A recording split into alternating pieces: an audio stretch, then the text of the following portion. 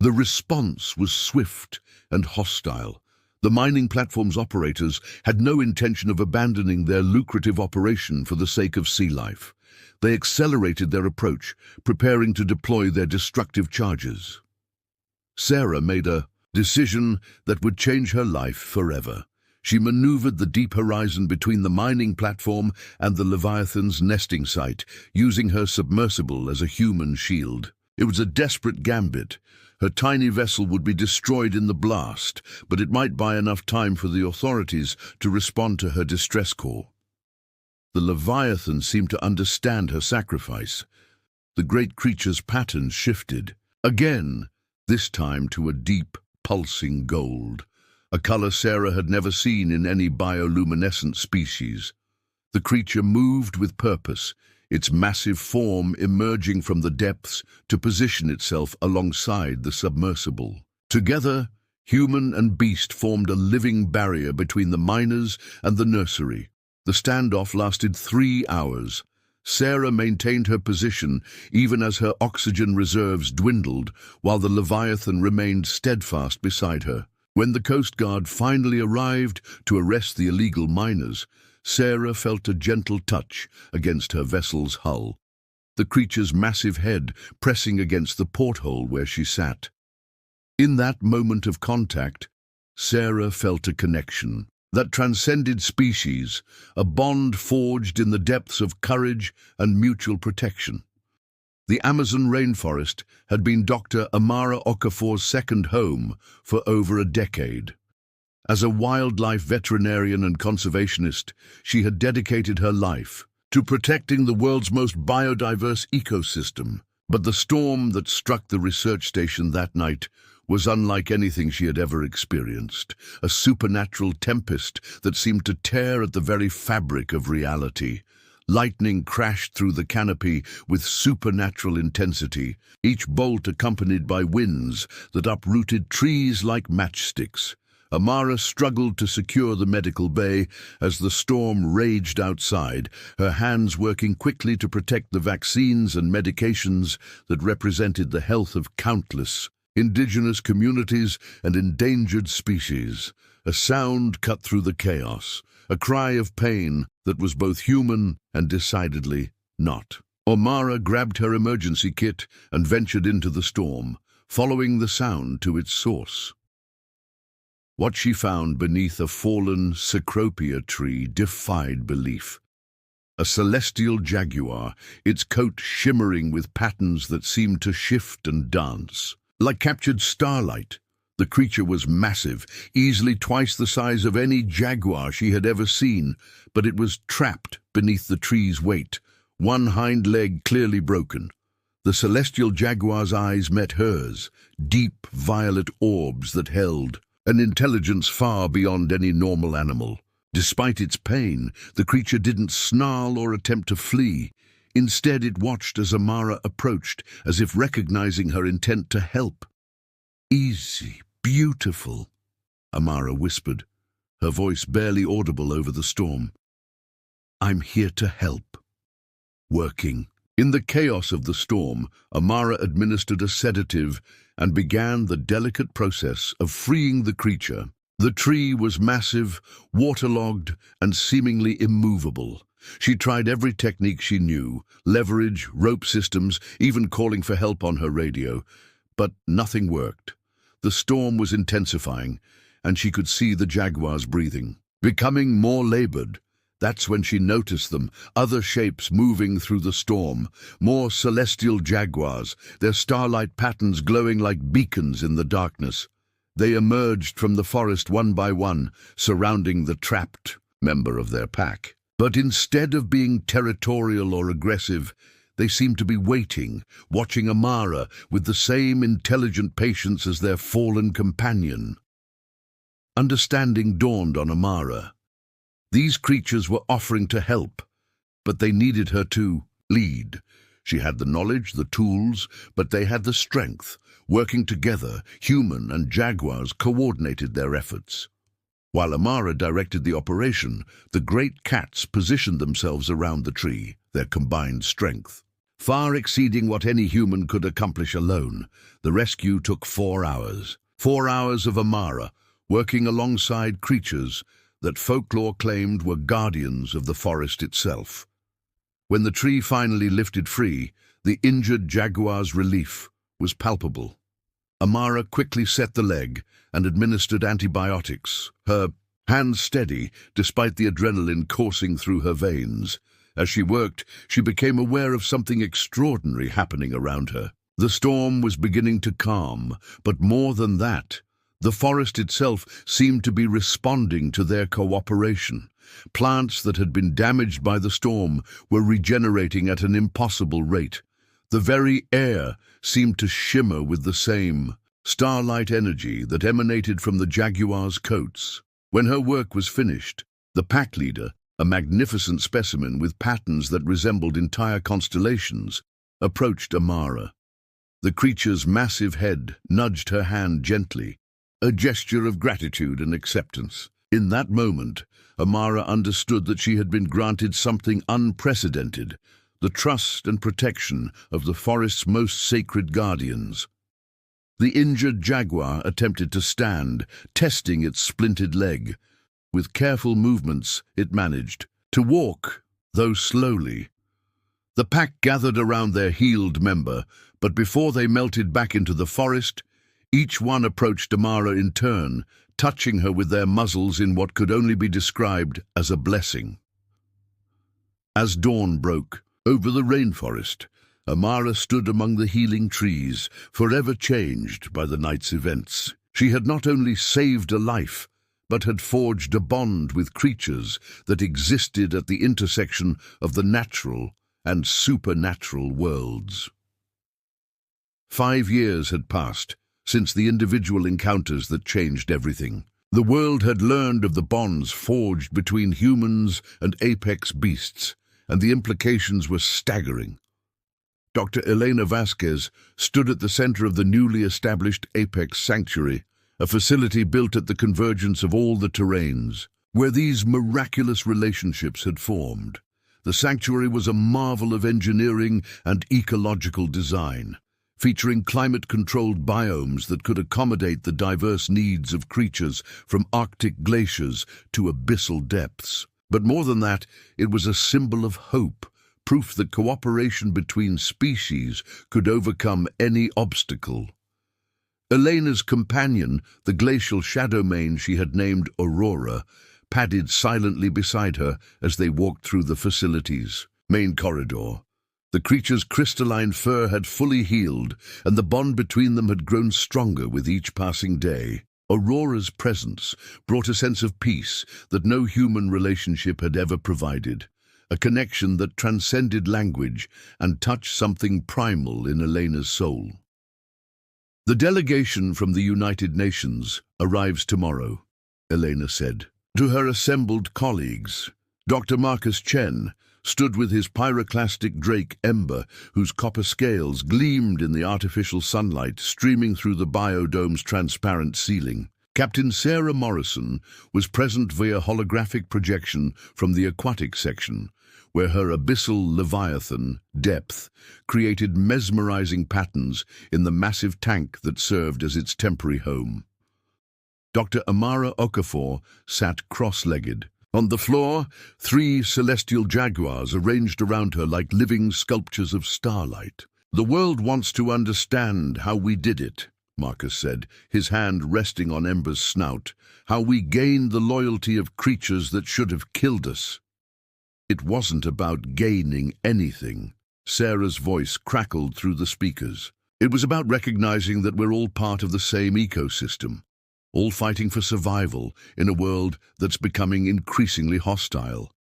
Amara nodded, her fingers gently stroking the fur of the jaguar beside her.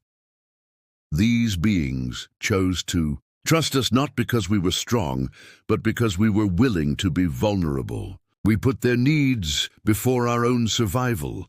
The conversation was interrupted by alarms throughout the facility. The sanctuary's early warning system had detected an approaching threat, a massive storm system that was unnatural in its intensity and scope, Weather satellites showed a supercell that defied all meteorological models, complete with temperatures that shifted from Arctic to desert levels within the same system. It's not just a storm, Elena realized, studying the data.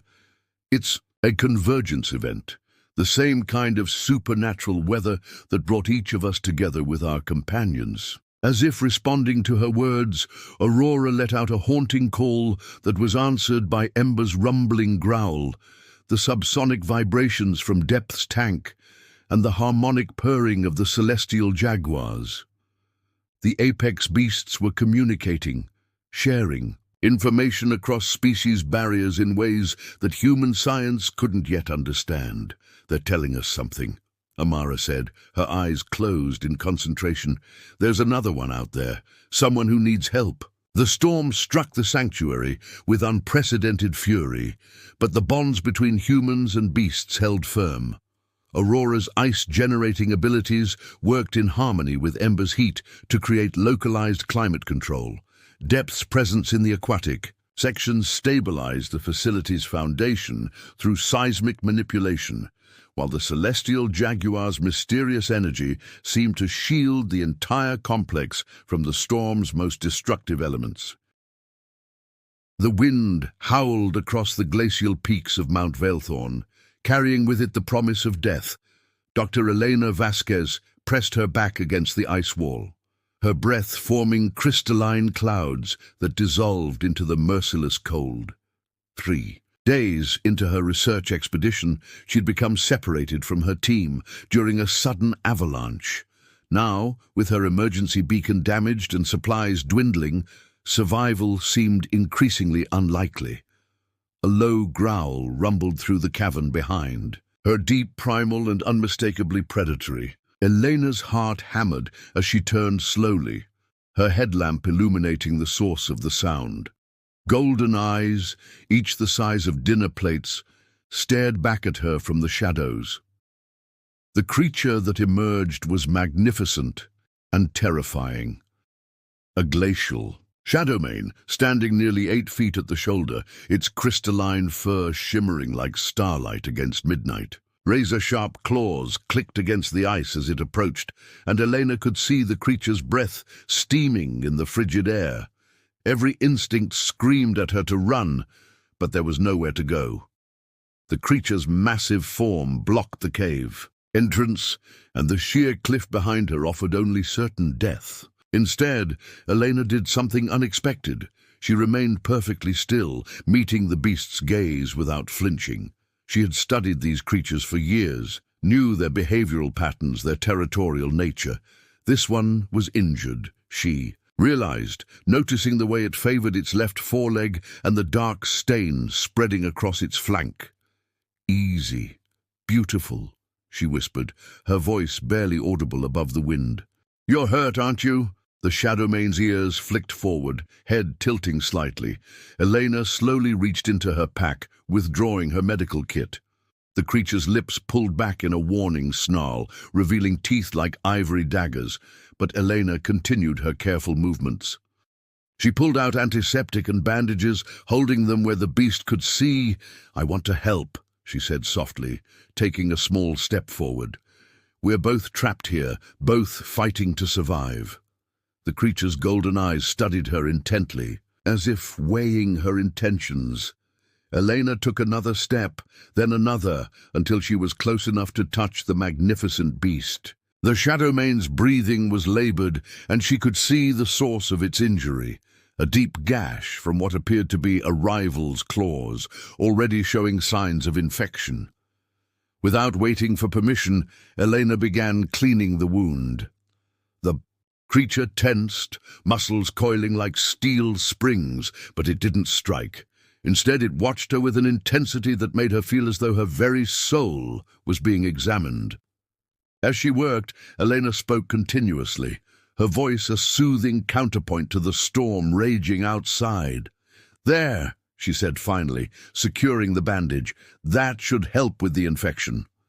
The Shadowmane studied its treated wound, then looked back at Elena with what she could only describe as curiosity. The storm outside intensified, and both human and beast settled into an uneasy truce, sharing the warmth of the cave as they waited for the weather to pass. 2 weeks had passed since Dr. Marcus Chen's archaeological team had established their base camp in the scorched Badlands. The desert was a furnace by day and a freezer by night, its red sandstone formations jutting from the earth like the bones of some ancient titan. Marcus had come here following legends of an extinct civilization, but what he found was far more extraordinary than mere ruins. The attack came without warning. A pack of desert raiders, their faces hidden behind cloth masks, descended upon the camp with automatic weapons and stolen military vehicles. Marcus's team scattered like leaves in a hurricane, seeking shelter among the rocky outcroppings. The archaeologist found himself pinned behind a boulder, bullets chipping away at his meager cover with each passing second. A roar shook the very foundations of the earth, not human, but something far more primal. From the shadows of a narrow canyon emerged a creature that defied belief, a pyroclastic drake, its scales gleaming like molten copper in the desert sun. Standing 12 feet tall with wings that could span a small aircraft, the drake was a living embodiment of the desert's fury. Its eyes burned like twin suns as it surveyed the chaos below. The raiders turned their weapons toward this new threat, but their bullets merely sparked off the drake's armored hide. The creature's response was swift and devastating. A jet of superheated plasma erupted from its throat, turning sand to glass and sending the attackers scrambling for cover. Marcus watched in amazement as the drake positioned itself between the fleeing archaeologists and their pursuers, its massive form an impenetrable barrier. But the raiders were persistent. They regrouped, bringing up heavier weapons, rocket launchers, salvage from military caches. The first missile struck the drake's shoulder, drawing a bellow of pain and rage. The second found its mark on the creature's wing, tearing through the membrane and sending the beast crashing to the ground. Marcus felt his heart clench as he watched the magnificent creature struggle to rise. The raiders advanced, sensing victory, their leader raising his weapon for a killing shot. In that moment, something inside Marcus snapped. He couldn't stand by and watch this majestic being die, protecting them. With a war cry that surprised even himself, Marcus charged from his hiding place. He tackled the raider leader just as the man pulled the trigger, sending the shot wide. The impact sent both men tumbling across the sand, but Marcus managed to wrestle the weapon away. The other raiders hesitated, confused by this unexpected turn of events. The drake, wounded but not defeated, seized the moment. It rose on 3 legs, its remaining good wings spread wide in a display of raw power. The raiders, finally understanding they were outmatched, retreated into the desert, leaving their leader behind. Marcus approached the injured drake cautiously, his hands raised in a gesture of peace. The creature's burning eyes fixed on him, and for a moment he thought he saw something like gratitude flicker in their depths. The archaeologist pulled out his water bottle and poured it onto a cloth, offering it to the beast to cool its wounds. "Thank you," he whispered, placing his hand gently on the drake's snout. "Thank you for protecting us." The drake's response was a low, rumbling purr that seemed to vibrate through Marcus's bones, a sound of acknowledgement, of respect earned through courage. Captain Sarah Morrison had always felt more at home beneath the waves than on dry land. As a marine biologist and deep-sea explorer, she had spent the better part of her career studying the ocean's most mysterious inhabitants. But nothing had prepared her for what lurked in the abyssal depths of the Mariana Trench's newest, discovered cavern system. The submersible Deep Horizon descended through layers of crushing darkness, its powerful lights cutting through the water, like pale swords. At a depth of 8,000 meters, Sarah's instruments detected something extraordinary, a massive heat signature emanating from what appeared to be an underwater mountain range. As they drew closer, The truth became clear. These weren't mountains at all, but the coiled form of something impossibly large. "My God," whispered Dr. James Okafor, Sarah's research partner, his voice tight with awe and terror. "What is that thing?" The creature that uncoiled before them defied every law of biology Sarah knew. An abyssal leviathan, easily 300 feet in length, its bioluminescent patterns creating a constellation of blues and greens across its serpentine body. Massive fins undulated with hypnotic grace, and its head, large enough to swallow their submersible whole, turned toward them, with ancient intelligence gleaming in eyes like liquid starlight. The Leviathan's approach was measured, curious rather, than aggressive. It circled the submersible, with movements that seemed to flow like liquid mercury, its massive form creating currents that rocked their tiny vessel. Sarah found herself pressing against the porthole, captivated by the creature's ethereal beauty. "It's beautiful," she breathed, her scientific mind cataloguing every detail while her heart raced with wonder. That wonder turned to alarm when their instruments detected a new signature on the sonar, a deep-sea mining operation, illegal and unregistered, approaching from the northeast.